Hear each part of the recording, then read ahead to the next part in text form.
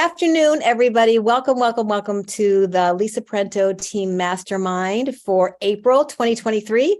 I am so super excited today to let everyone know that we are going to have a fun and informative session with our special guest. But first of all, let me thank you again for taking some time.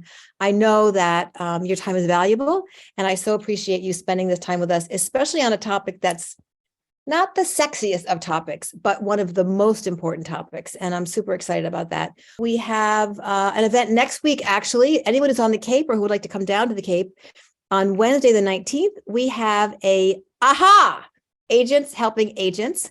It's a broker blind panel that we put together. We have got rock star Katie Clancy, as well as Andy Hart-Cool are going to be joining us on a panel. And the third, Corrine is co-hosting with me. It's Bernie. Oh yeah, Bernie Klotz. Yep. So we have three agents that are top producers, been around for a while for sure. And they're going to share with everybody kind of selling in any market. So, you know, watching what we've been through and then what we've come through and kind of where we are now and what that looks like. It's a 1-hour session at Cape Space at 100 Independence Drive. It's being catered by Seed and Spoon, which will be lovely. And Eric Steenstra from Guild Mortgage and Todd Case from A to Z Home Inspection are our sponsors. So we're super excited about that. We've already sold about 20 out of our 30 tickets, sold as in free so far. So don't worry about that. If you're interested, reach out to Corrine and I. We're very excited about that. We're going to do 3 others this year. But we're excited to showcase the Cape Space room. We're excited to just contribute to agents on the Cape.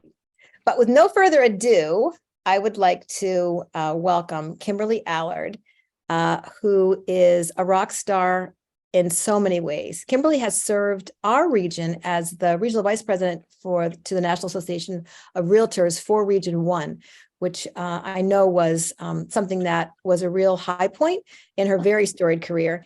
She is a broker owner in the South Shore market for Century 21.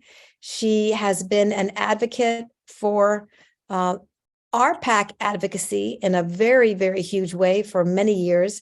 She is a licensed CE provider and teaches everything. I think I met Kimberly in an ABR class, and that was when she completed her CRS, along with Mr. Paul Yorkis, who was here today. It was both of their last classes, I believe, at the time. And just a personal side note, I always say to people that there's only 2 people in real estate that when they ask me anything, I'm compelled to say yes. And one of them is Paul Yorkis, and the other one is Kim Allard. So I'm very happy that both of them are here with us today. Kim is going to be talking to us about buyer agent compensation. And she's going to talk about that from a perspective of some current litigation that is before the National Association of Realtors, but then really also just about what does it really mean from a buyer agent perspective. I think so often we accept that buyer agent compensation is simply a byproduct of the listing agreement between a seller and a listing agent. And whatever that is what we accept and we move on. And that, in fact, is not the full story. And as things continue to come to a head, we were at a summit last week and Kimberly was starting to really delve into it. And I thought this is a topic that needs further investigation. I think it's important that we continue to educate ourselves and our clients about the important facts and misfacts and myths about buyer agent compensation. So with all of that, I would like to turn this over to Kimberly. Thank you for that glowing introduction. And I feel the same way about you.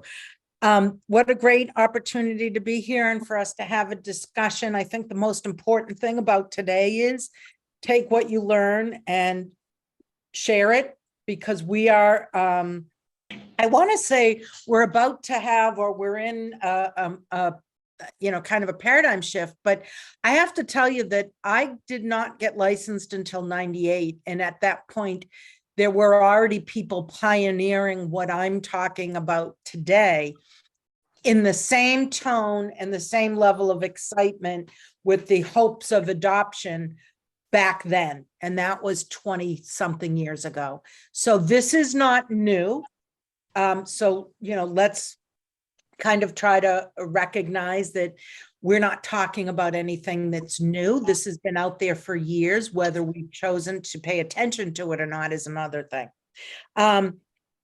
The other thing I want to share with you is that this is not going to be an all-encompassing 40 minutes of discussion. This is going to be enough to make you go, oh boy, and make you want more. There is going to be a full ABR class that all of what I'm going to share with you today is bits and pieces of, but there are 406 bits of information in the ABR class, and I'm going to show you maybe 10 today. So if you have a thirst for knowledge and you want to understand more, and more importantly, you want to debate me on any of these issues, I don't mind being beat up. It happens all the time. I consider it a challenge because we all learn when we have thoughtful discussion, but I also think it's helpful for the rest of the students in the class, especially in ABR, for us to say, well, what about this circumstance? And how would it work here? And not only just buyer agents, but we would say in seller's agent should attend the ABR course because they need to know how to respond to buyer agency and what they should and shouldn't be doing. So, I'm going to put the link in there, and I would encourage you to share it with whomever you like. The class is not going to be specific to one brokerage. It's actually going to be nationwide. I'm going to be offering it on Zoom. So I will just leave it at that, but I will put that in before the end of the session. So, as Lisa mentioned, recently I spoke at the Cape Cod and Islands Conference, and it was just kind of a little bit on this topic, maybe 10 minutes. It was a variety of other things, but we're going to spend the rest of our time now talking about this topic of buyer agency. We've all heard about the Department of Justice lawsuit. I am not Katie Johnson, legal counsel for NAR, so please don't take anything I say. If you have questions about it, you want to go to nar.realtor and read about the Department of Justice lawsuits. I know just enough to be dangerous. I also want to give you a site that I think that you'll get value from. Please don't go there now, but you can go there later. It's called competition.realtor. Those are resources for you to better understand what we're up against. But when you hear the Department of Justice lawsuit, you can understand that the lawsuit has been granted class action status, which means, at least in my mind, this is some serious stuff. Now, this session's being recorded, so I have to be careful not to say anything that would, somehow jeopardize our position to defend ourselves. But from my understanding, it's the National Association of Realtors, it's MLSs, it's the bigger or some big brands, and I'm not going to mention them because I don't want to get sued for not including all of the big brands, but you can certainly Google or go to nar.realtor and it will indicate for you what big brokerages are being sued, along with the MLSs and the trade associations. So why are we being sued? Because enough consumers didn't know what they were getting into and have thought that they have somehow been harmed. Now, I want you to think about that for a minute. How in the world would somebody be able to grant class action status if there weren't a number of consumers that thought they've been taken advantage of? So the fact that we have consumers or past clients or maybe past customers that have somehow bought or sold property and said, yep, I was taken advantage of and I want to be part of this. I don't want to point blame in any way, shape, or form, but the buck stops with us. We have an obligation to make sure that our clients completely understand who's getting compensated and how, and if they're responsible for any compensation or not, and if there's an agreement or not. Okay, I just want to start with that. And I will emphasize certain areas of our code of ethics that indicate when and how we should do that.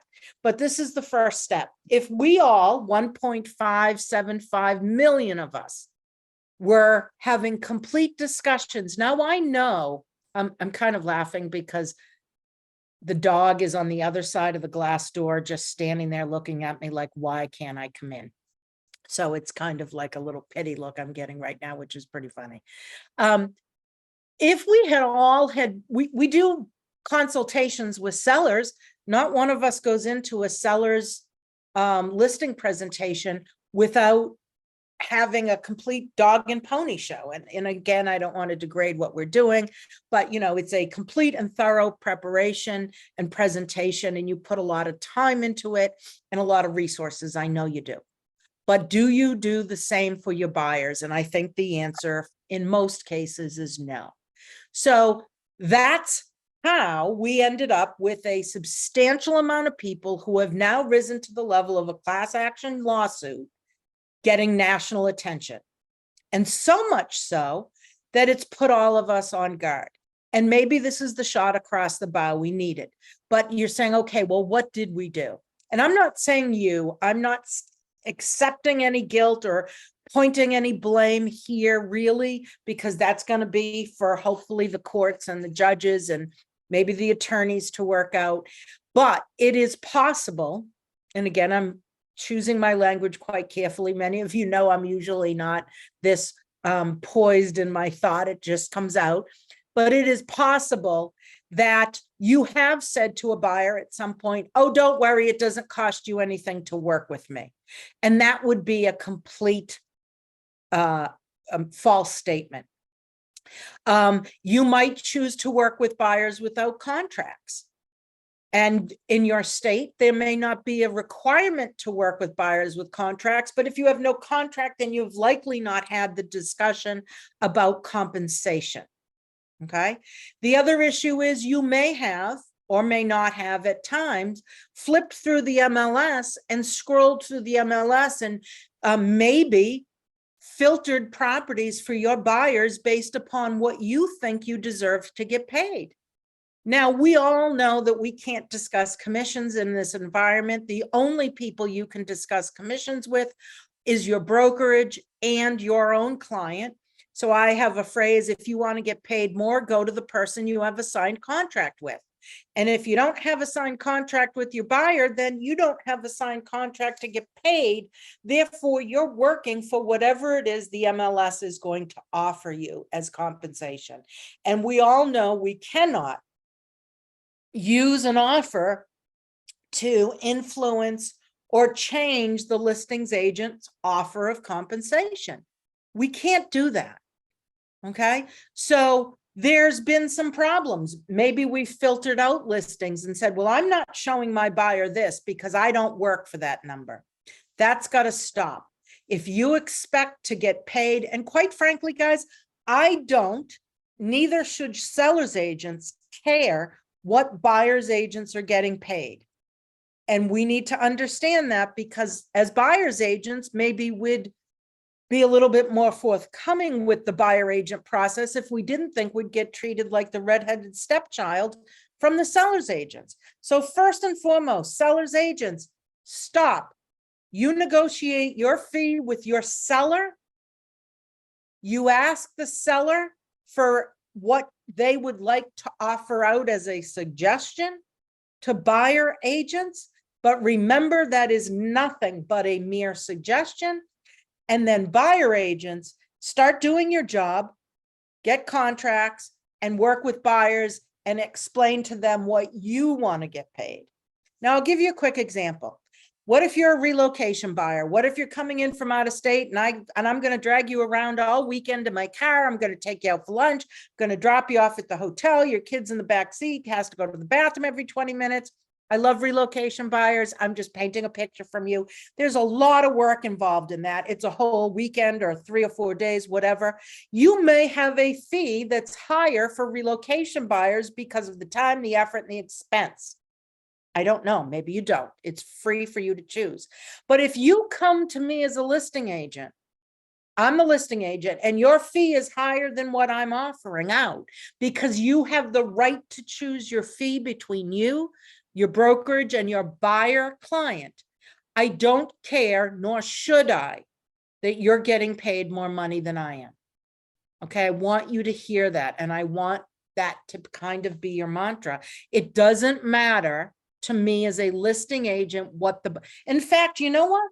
If I bring your offer or explain to my seller client that your offer of compensation with your client is more money than what I'm offering out, or is more money than I'm charging you, I consider it a great opportunity for me to say to my seller, well, then didn't you get a great deal? Or, geez, you know what? Just because I gave you a discount doesn't mean the buyer agent has that same arrangement. And guys, quite frankly, can we all agree in the last 3 or 4 years, nobody has worked harder than buyer agents, or they've worked just as hard, if not harder, than seller agents, showing 30, 40 properties, writing 16 offers, getting in at the open house, no showings until Sunday between 12 and 12:04. I mean, it's just been ridiculous, and they've worked tirelessly. So quite frankly, we shouldn't care what they get paid. And if they get paid more than what you're offering, now let's talk about how we're going to address that. But let's go back to the Department of Justice. Filtering listings by compensation is a clear violation of your fiduciary duties. You are acting in your buyer's best interest, not your best interest. And if you start filtering listings by compensation when you have no contract, that would be a clear violation, and you'd be acting in your nobody's interest but your own. Now, if you have a contract and your buyer says, I do not want to see properties that do not neutralize or offer compensation to neutralize the debt that I owe you, Kim, as my buyer agent, then you can, but you better make sure you have that in writing. Let's move on. How about not explaining to people what our compensation is? Okay, this must be done. It just has to be done. You have to have the compensation discussion, and competition.realtor is going to give you some tools to help you with that. And there's also realestatecommissionfacts.com. That could be wrong, but somebody will look it up while I'm talking, I'm sure. Realestatecommissionfacts.com is also a very helpful tool to have you have this dialogue with your buyers and your sellers. Okay, but first let's talk about, you can tell a buyer you're going to charge them a fee if you don't know what your value is. So the good news is about the ABR class. Thank you, Competition and Real Estate. Thank you, Lisa. The good news about the full ABR class is that we spend a tremendous amount of time giving you tools to help you come up with your value statement. So by the time you're done with this class, you will have enough to put in at least a one sheet, or better yet, a brochure. So you're sitting with buyers and essentially saying, Mr. and Mrs. Buyer, here are all the services that I offer for you. And if you're not willing to sign a contract with me that outlines my compensation, or at least discusses it, then, I've got to work with other folks, and here's my line, I only work with written authority. Okay. Now I'm going to give you a lot of tools in this next, couple of 20 minutes or so, but please don't go out and try to practice them without full understanding. I'm just giving you enough to be dangerous. So we spend a tremendous amount of time on knowing your value, because if once you know your value, then you can sit there and say, here's exactly what I'm going to do for you. Okay. Now, we move along. Standard of Practice 16.9 says realtors, prior to entering into a representation agreement, have an affirmative obligation to make reasonable efforts to determine whether the prospect is subject to a current valid exclusive agreement. Now, why am I telling you this? Because some of you are like, well, my buyer went to an open house and the listing agent or another agent tried to poach them. And I'm like, well, did they really try to poach them, or did they simply follow Standard of Practice or Article 16, Standard of Practice 16.9, saying that I had an affirmative obligation to see if the buyer was currently under contract, or seller, goes both ways. So if I ask you, you come to my open house and you say, look, I don't really like this house, we're going to continue to look. And I say, thank you, Mr. and Mrs. Buyer. By the way, are you working with an agent under an exclusive agreement. And they say, no, we're not. We've never signed anything. I have every right to poach your buyer. Now, it may not be the prettiest of looks. It may not be good form, and who knows, whatever else you want to call it. But there's a shot across the bow now to the buyer's agents out there. Don't call yourself a buyer's agent and don't put a contract together. You're not really a buyer's agent. You're providing services on a client level to somebody who has no obligation to pay you. Because the only way you're getting paid is through the MLS. And as you know, we can't interfere in the compensation that's being offered in the MLS. So you can't tell somebody you want more money. And you're like, oh God, oh God. Okay, I want you to hear what I'm saying because there are some very subtle differences. But I, as the listing agent, or anybody else for that matter, has an affirmative obligation to ask your buyer if they're under contract, and has every right, if they're not, to offer them services. Okay, so how scary is that if that's not a reason to use buyer agency? Okay, now this is a cute little chart here. What are your duties to customers and clients? You know, I say to Mr. If you want to be my buyer client, I owe you the fiduciary duties of old car, and you should be able to list those off.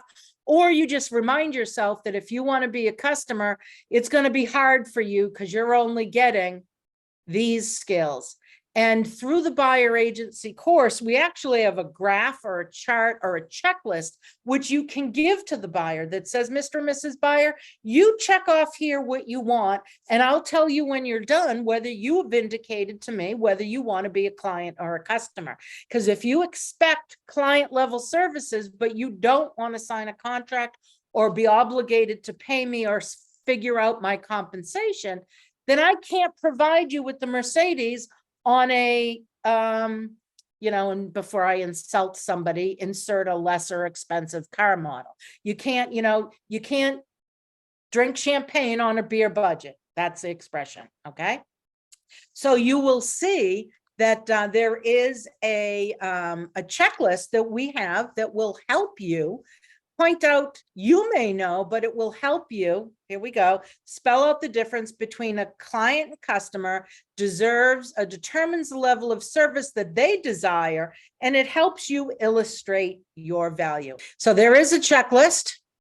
So moving along, and bear with me because I'm doing this. Okay, so I have to say this. I have to say it 1,000 times, and you laugh if you take my class, because not only do I have one slide, I have 2 slides, I have 3 slides, I have 4 slides that talk about the fact that we are not going to discuss specific numbers. Actually, in the class we do, because in an educational environment it's okay, but I can't guarantee that everybody that will see today's presentation is, you know, in the same environment. So we all understand we're not talking numbers right now, but let's talk about, actually, okay, Standard of Practice 16-1. Article 16 does not intend to prohibit aggressive or innovative business practices. So this is how we're kind of responding to the Department of Justice, which says we will respect exclusive relationships. So an exclusive right to sell, an exclusive right buyer agency. We will respect those agreements, but it doesn't prohibit aggressive or innovative business practices.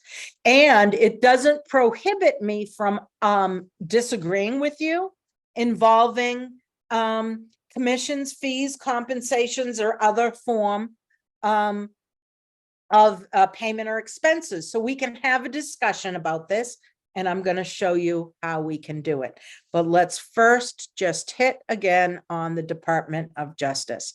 So class action lawsuits filed early on, initially alleging that home sellers were being unfairly required to pay buyers, brokers, commissions, and they weren't able to negotiate it. So if you look at it from the point of the the complainants or the those that are involved in this class action suit, think about it. We sat with sellers and said to them, look, here's my fee, and you have to pay this portion to a buyer's agent. When the reality is, here is the fee that I charge you for my seller client services. And of that, or in addition to that, why don't we talk about what percentage or what amount you would like to charge or offer, excuse me, to the agent that brings the buyer. Now, be careful how you word this, because if you say the buyer agent and you end up selling that listing and you're not the buyer agent, as we think about it in terms of an agency relationship, but the buyer is your customer, then they may not think you deserve to get compensated. I refer to it as the agent that brings the buyer that results in the sale of the property. Whether or not that buyer is a client or a customer is, according to the MLS, it's the person that was the procuring cause. So that's how I say it. So I say to the seller, look, here's what I'm going to charge you to be your listing agent. These are the services that I'm going to provide. And now let's talk about what service or what compensation you want to offer. And then that's when you use your competition.realtor handout and your real estate commission facts .com content to talk about the value of an MLS, to talk about the value of making the property available to as many eyes as possible. Now, I know that some of you have a business model that encourages sellers to keep their listings out of the MLS. Now, that is a legal and permissible business model. But I would like to remind you all, when you're thinking of that, is that we are supporting an industry that encourages the most amount of eyeballs on our listings as possible. And you better have an incredibly impressive explanation for how you can get out of the MLS as many eyeballs on a seller's listing as you could in the MLS.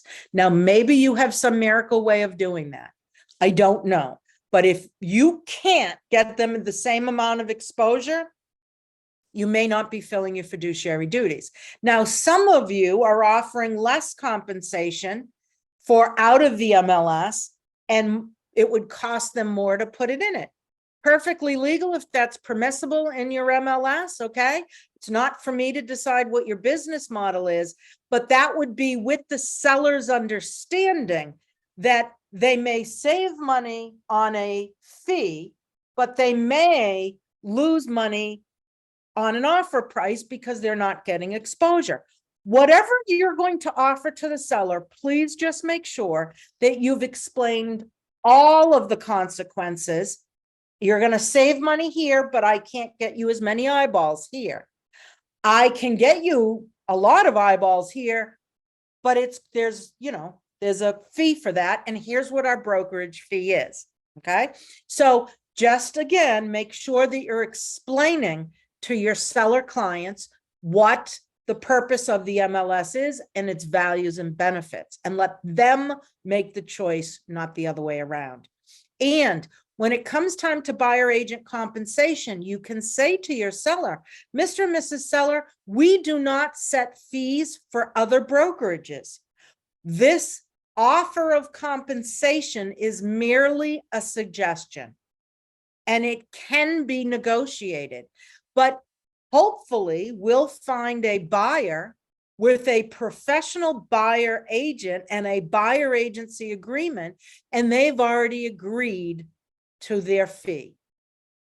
And if the seller says, well, I'm not paying out any more than I'm offering now, fine, Mr. and Mrs. Seller, you don't have to, but let's wait and see what the terms of the offer are before we start drawing lines in the sand. What if your best offer had a different or let's just say a different offer of compensation? It's like, well, I'm not dating any brunettes. Well, what if you met a brunette that met all your other criteria for a potential wife or a husband or a spouse? Now you still want to cross brunettes off the list? Okay. I'm just saying we need to keep our minds open. We need to remind our sellers that this offer of compensation is merely a suggestion. They can't be bound to pay any more than what they offer in the MLS, but the buyer agent and the buyer have already agreed to a fee, and they may have their own structure that they would like to present to us. So I'm explaining to you, Mr. and Mrs. Seller, that we should be aware and keep our minds open for this. Now, sadly, we've all run into those seller agents that I'm not paying you this. Really? Because Mr. and Mrs. Seller's agent, it's not, I don't want to say it's not your job, but we'll find out in a minute how we're going to word these offers. So we are not asking the seller's agent for anything. The seller's agent may say, you can't make me pay you anything. And they're absolutely right. But what they don't understand is you as a buyer agent have the right to properly structure your compensation as a term of your offer. And this is where the words are subtly different, but mean completely different things. Okay, so let's just move down here.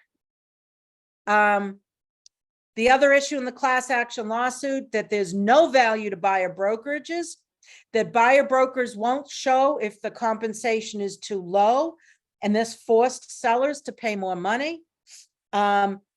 This slide deck hasn't been updated since January, so I don't want you to take the current status. I would encourage you to go to NAR. There are cases, other cases that are being litigated. The leader suit, buyers were paid more for houses because the MLS forced the listing brokerages to pay more. So they're essentially saying if we dismantled the MLS, like other countries don't have MLSs, they don't have to pay these fees. And we've been artificially inflating prices for decades in this country because of the MLS. Now, what good news came out of this is that we had an agreement, a settlement agreement with the Department of Justice that said, if you do certain things, then we will agree and, we'll move on. And we took the agreement, we followed it. One of the things that you may notice was that compensation now for buyer agents is above the line, as we say. So before, if you printed out, at least in our MLS, a public report page, there was no compensation information shown. Now, if you print out a public handout, they've added the compensation for buyer agents. Why? Because the buyers have the right to know if the compensation being offered in the property that they want to see is enough to neutralize the debt to their buyer agent. So that has been done. Okay. Let's see what we have here. NAR's position on this, and has been all along, that the facts are wrong. They've painted a picture to look like from the outside that it's right. And I think we talked about that. The way we deliver information sometimes is wrong, or we intend to be correct, but it comes out wrong. It's wrong in the law. The economics of an MLS works. It's always worked. And the MLS is the seller and the buyer's best tool. Commissions are negotiable. Remember, commissions are negotiable. Now, I may not have the flexibility of negotiating a commission when I go and sit with a seller as a listing agent. I'm sorry, Mr. and Mrs. Seller, our fees at XYZ Realty are this. But the seller needs to understand that we don't set the fees for the town, the state, or the country. that they could go somewhere else and they could get a different fee because they could get different services. They could get less services. They could go to a discount brokerages and get much less services, or they could go to entry only and get no services. But commissions are negotiable. They may not be negotiable within your office, but they are negotiable in an industry. They are negotiable between selling and listing brokerages, and I'll explain how that works in a minute, between brokerage companies and between buyers and buyer brokerages as well. Okay. Now, when they're negotiable is a different thing. After you've signed a contract, you are under no obligation to renegotiate your fee. And I'll throw this one in. People have said to me, well, you know, I had to reduce my buyer broker's fee because I agreed to work for this number and they were only offering out this number. So because I have to act in my buyer's best interest, don't I have to reduce my fee? No, there's nothing in the fiduciary duties that say you have to break a contract. If you've already agreed that your buyer will pay you this, there's nothing that says you have to renegotiate your contract. That's not working in your buyer's best interest to break a contract, or any contract for that matter. That's why we have contracts. No contracts, you don't have the right to negotiate anything. And I just want to remind you of that. If you are working with buyers without contracts, then you have zero grounds for compensation except for one vehicle. And what is that one vehicle? That one vehicle is the MLS.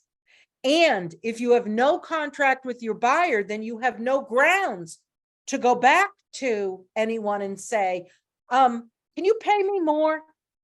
Who said you could do that? Your buyer isn't even agreeing to pay you at all. But in fact, you're working for free at this point, except for what's in the MLS. Okay, we have to be careful not to say we work for free, but you have no guarantee of compensation. Okay, so we want to be careful. NAR's response to this also is, if you take away this method of including compensation in the transaction, then buyers don't have extra cash to pay it outside. Buyers want it as to be part of the transaction. And the end result is what we have now. It would just be some extra steps. Okay, competition.realtor. Here's a couple of screenshots. The economics of buying a home and how it works. Remember, sometimes we take shortcuts in the explanations of things, and it's very important that you know how to explain how compensation works. The reality is, and again, this is a very long discussion in the ABR class, but the reality is that the buyer brings all the money to the transaction. Nobody gives the seller a check and then sits there at the table while the seller deposits a check, and then the seller pays their state tax stamps, the seller pays their final water, the seller pays the attorney, and then the seller pays the brokerages. That does not happen. The buyer brings all of the money, either through deposit or through their loan, to the table through funds that are available. At that moment, all of the debts are paid. And one of those debts that is paid is the brokerage fees. Then the seller gets the proceeds. So although this seems like 6 of one, half dozen of another, we need to understand that buyers have paid brokerage fees for decades. And it is essentially money brought to the transaction that has been agreed upon by the separate parties prior to this consummation of sale, or, you know, transfer of title. It's prior to that we've agreed where the fees go. Okay, so what I also want to remind you is, for those of you that have a roadblock on how this can be possibly done, we spend, again, the third day in our class really talking about this language. And the language that I'm going to share with you is simply this. I want you to imagine that the buyer is asking for the swing set. The buyer is asking for the washer and dryer, or the buyer might be asking for a pool cabana or something. But let's say that stuff is worth $12,000. The buyer wants all these items and you write it in with your offer.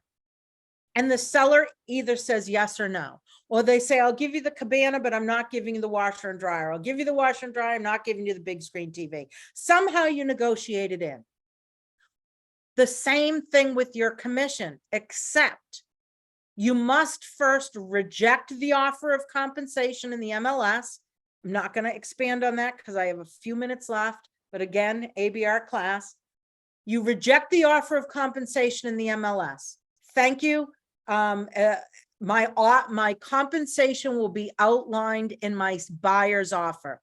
Now, here is where it gets tricky, and I'm going to say it only once, and then we'll have to talk about it in the class. You are not seeking compensation from the seller's agent. You are not writing in the offer, subject to XYZ brokerage paying ABC brokerage, because now you're interfering in what it is that their seller has told them to do. You are not interfering in that at all. Your buyer may, as a term of their offer, say that here's my offer for $500,000 on your $500,000 property. My agent has rejected any compensation for XYZ Realty. However, as a term of this offer, I would like the amount of whatever credited to me at closing to neutralize my debt to my buyer agent, or some language, A, that you learn when we teach the class, or B, that an attorney or your broker has put together for you. Please don't just think you heard what I said and start to apply it. The difference here is that you as an agent are not using the term of an offer to get compensated. You as an agent are not telling another agent what they have to pay you and encouraging them to somehow void or violate their existing listing agreement. In the same vein, listing agents, you are not telling the buyer agent that they can't get paid when they have an agreement, as long as it's in writing, kind of. And you, listing agent, are not telling them what they can and can't do. As long as the agreement is between the buyer and the seller, then that is acceptable. And also, guys, brokers are not parties to an offer. You should never use that as a way to negotiate compensation, because quite frankly, it probably wouldn't even be binding if compensation was negotiated in an offer. So I'm going to leave you with this. I know we're going to have some questions and answers period, and I'm going to post the link for the ABR course, and I hope that you'll share it with anybody that's necessary or that thinks they will benefit from it. Oh my God, my head is spinning. Do you want to undo the screen share? Sure. All right. And I think we could go to, shall we go to gallery so that we can get some questions, we can see some folks, or do we still pin? Yeah, no, I can see the gallery. Okay. Okay, so let me ask, because I always write down a million questions, but let me ask for hands or just jump in. Who's got some questions to start off for Kim about this entire topic? Don't be shy. People are like, oh no, forget it. Kim, it's Sarah. Hey, Lisa. Hey, Sarah. I just want to say thank you so much for presenting this today. I have always wondered, coming from corporate America, why 50% of the time, you know, am I on? Yeah, Sorry. somebody just had a live mic, but go ahead. But I've just always wondered why the compensation was structured as it is in this industry. And thank you very much for explaining that today. I've used buyer broker agreements since I've been in the business. My buyer clients have always paid if there's a difference. I've never had an issue with it in the 14 years I've been doing it. So thank you for bringing this to the forefront and explaining how more agents can do it. Fabulous. Thank you for that vote of confidence. If you know, the newer agents don't have a problem with it. It's like new rental agents. They say, why wouldn't we ask for ID from everybody before we meet them, you know, or new agents at all? They don't have a problem with it. It's just best practice. Yeah, for sure. But I think, I mean, I know for me, the thing that has set the table for confusion, I believe, is that the listing agreement is the one that specifically is the main contract we have that talks about listing compensation and buyer agent compensation and fiduciary compensation, right? There's the three. And that's the one that most of us are used to discussing. As you pointed out, we all go on listing appointments. We're used to talking about what those services are, and then we sort of brush over, and this is what we're going to offer as buyer agency compensation. And we either like attorneys or hate them, so it's going to be the same, or 1% or 0. Everybody has a story as to why they've made it 1%, 2.5, or I'm sorry, 0 apples, 1 apple, or a number of apples. But that's also like a, kind of an absolute crapshoot, the fiduciary. I don't know if that's standard across the country or not. I mean, I think if we all just do a better job of explaining what the MLS is, explaining why we get compensated, and you can't speak to other business models, but talk about what you'll do and the benefits of putting a property in the MLS, and then talk about educating all sellers to simply say that just how I'm working for you, we may get a buyer that has an agent that, I've got 25 years experience. Maybe their buyer agent has 50 years experience and charges more. Maybe their agent is doing nothing for them and they're charging less. I can't tell you what a buyer is going to agree to pay their buyer agent, but we'll be open to those offers. Simply like, I can't tell you that we're going to find a buyer that wants to close in a month. We might get a buyer that wants to close in 5 months, but if they're the best offer, then let's look at all terms, which is why it's important to do net sheets for your clients and talk about it. I don't care if you're making twice what I'm making. If you have the best offer that my client deems as the best offer, maybe you're cash, maybe you can close in 2 weeks, and maybe you'll take the house as it is, and maybe you're getting $50,000 more in compensation than I am. I have to bring all the terms to my seller, and my seller will decide what the best offer is. It is not my role as a listing agent to tell you as a buyer agent, you can't get paid that. We wonder why we're all getting sued. But I think the concept of the buyer agent compensation as satisfying a debt that the buyer owes to his buyer agent is something that is not familiar to most people. Is there language is that, and this is showing me how completely off course I am.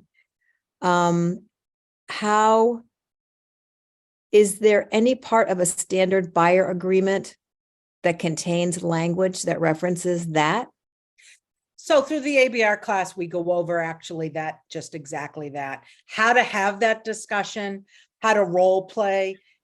I use myself as the pincushion. I'm like, okay, throw me your best argument as a seller's agent. As a buyer, throw me your best argument. But I feel like we all are, if you can do a seller contract, you can do a buyer contract. We're already wired. We already know how to do it. So that's not an excuse for us. The second thing is, I really feel like many of us are weak in that area, and I'll say myself included, because we're not as quick to speak about our values as buyer agents as we are as our value as sellers agents. So when you go through the course, you come out with a whole list of values. Yeah. And you know what? We also talk about the fact that if you want to make, let's say you need to make 150 grand this year, we do an exercise so you know exactly how many buyers and sellers you need to work with. So quite frankly, you can afford to turn away a few. I'm sorry, it's the middle of the summer. If you're going to commit your weekends on, instead of, Lisa, you're from beautiful Cape Cod. Many of you are from resort and second home communities. If you're going to give up your weekends, it better be for somebody that you have a contract with. Paul, you have a question. Oh, you're on mute. I have a comment. Last night I taught the first time home buyer class. I teach it 6 times a year. And one of the things that happens now regularly is that these first time home buyers say, and I explain buyer agency, they say, well, who pays the buyer agent? How do I pay the buyer agent? And I explain to them how compensation is offered through MLS PIN and how they should be receiving an agency disclosure form. And after they receive an agency disclosure form, they should be talk with their buyer agent about compensation before doing anything else. And they're pretty savvy. They ask good questions. So my sense is the earlier an agent can bring up the topic of compensation with their client, buyer or seller, the better, the stronger, the more fruitful the relationship will be. I just wanted to share that. Yeah, that's a great point. And that's what the Department of Justice is essentially alleging, is that we have not had these discussions this way with sellers, and we've not had these discussions at all with buyers. So, we've made a commitment to kind of change our behavior, and we need to do it. I just want to go to the chat. Hannah says, if you have a buyer agreement that is signed and the commission is higher than the MLS, does the buyer have to pay the difference? Well, if there's no other language that allows for otherwise, then the answer is yes. However, you have options. And in the ABR class, we talk about how to best structure a buyer agent agreement so you have flexibility. So the buyer, if your business model allows the buyer to have options, then we talk about that. So yes. Marissa, did you want to chime in there, Marissa? Farah has a question. Sarah's got a Mike question. was first. Yes, Yeah. I do. So my question is about dual variable commission. Yeah. I was wondering, does that need to be disclosed prior to somebody enacting it? Like they can't do it at offer point, right? So in the MLS, most MLSs have a field to determine whether it's a dual or variable rate of compensation. So going into the listing, all buyer agents would be able to see that there is a dual or variable rate. And then when asked, the listing agent has to disclose the difference because the buyer's agent has the right to know what they're up against. Nothing wrong with dual or variable rate if that's your business model, but be prepared to explain, or not explain, but tell them what it is, because buyer agents have to give their buyer the option to say, look, this is what you're up against if you want to be competing on a equal playing field. Is that above the line, Kim? I don't know. That's a good question. I don't know if dual or variable rate is above the line, but it's a good question. What do you mean by that, Lisa? I don't Above the line, I simply mean that, is it something that a buyer would see if they went on century21.com or exp.com, I don't think so. realtor.com? Okay. Marissa had a comment. I don't know if she yeah. wanted to share on that. No, I just said that whenever I'm speaking with a buyer, I first talk about representation and define it and what it is that I'm willing to do for them before I ever talk about compensation. I think that's so important to just establish value from the get-go. Yeah. Yeah, and you really get that from the ABR class. I was talking to Kim about that earlier. I would not have had anywhere near the confidence that I have. And it's not like a 4-hour, it's a very extensive. We didn't expect to talk about this ABR class so much, but that is something that Kim does teach. And obviously it's the thing that illustrates this concept so well. And I would not have had a third of the confidence that I have if I hadn't taken that very early on for me in my career, because it reminded me that we're not just floating in the wind waiting for someone to throw us a bone, that we in fact are bringing the buyer. And as Kim keeps on saying, then the buyer is the one that has all the money.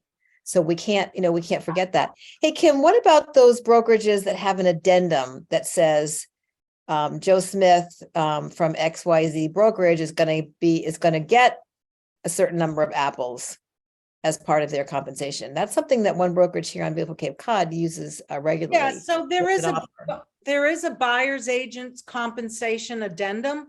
And we talk about that in the class also, and we show some specific language and wording so that the buyer can attach that to their offer, not the buyer's agent demanding it from the seller's agent. Okay, so, but it is, I mean, that's an acceptable. Yeah, They it's like, do it's the company same thing as saying the buyer wants the swing set, the buyer wants their buyer's agent to be compensated in this amount. In different markets, you may not, it's like, in a seller's market, you may not be competitive if you ask for all the furniture and the flat screen TVs. Well, in this market, you may not be competitive if you need more money that's being offered out to pay your agent. But here's the thing, we as buyer's agent shouldn't feel sorry about that. We're providing a level of service first. If they happen to like a house that doesn't offer the compensation, we've already provided the service. We can renegotiate it if we want, but we need to think about that the same way we do with the seller. A seller says, well, you sold my house at the first weekend. Are you going to take half of my fee off? Do we do that as sellers agents? No, or maybe you do, I don't know. But there's a number of discussions. There's a number of discussions on how you can have options. It's not just one size fits all for buyers and sellers. There are options, but what's important here is understanding what we can't do, understanding what the Department of Justice has alleged that we've done, that we really don't think we've done, but we understand how it could be misunderstood. So we're taking steps to depart from maybe the way we've done things to be more clear. And then here's the way to say, look, buyer's agents are not second-class citizens. We're just as important, and we deserve to be compensated the same way, with the same flexibility and the same independence as a seller's agent. And that is such an amazing note for us to conclude on. Exactly at 2:00. That was just perfect, Kim. Seriously, I mean, this is so critical, and I'm so glad that so many people, chimed in today at this beautiful 85 degree down here on beautiful Cape Cod. Beautiful Friday afternoon. Thank you all. You are committed realtors. Congratulations for you all being here. I'm very grateful for that. This has been amazing information. Again, these are the things that we need to excel in this market, because believe it or not, a gazillion people came into the marketplace in the last couple of years thinking, woohoo, I just have to put a sign in the yard and I'm going to make $500,000 a year. And the important thing about our profession is to be as professional and knowledgeable as we can. These are some of the biggest things people ever do. And it's so important that we be good citizens, and that we be well informed, and that we continue to connect with each other so we can be the very best we can. Lisa, thanks for organizing this. And Kimberly, Always. thanks for a great presentation. I love you guys very much. Well, thank you. We love you too, Mr. Yorkis. My amazing assistant Raymar will be editing this, and we'll be sending it out, sharing it. So please share it with colleagues that would benefit from even having some of the high points from the presentation. And definitely take a look at that link for the ABR class. You will not ever regret it. A number of people chimed in about how it changed their career, and it certainly changed mine. It is probably one of the most, besides CRS, one of the most important designations, certifications that I've ever had. And the class itself will be a lot of fun with Kimberly Allard for sure. So with that, everyone, I will say thanks again for your amazing attention. Thank you for chiming in.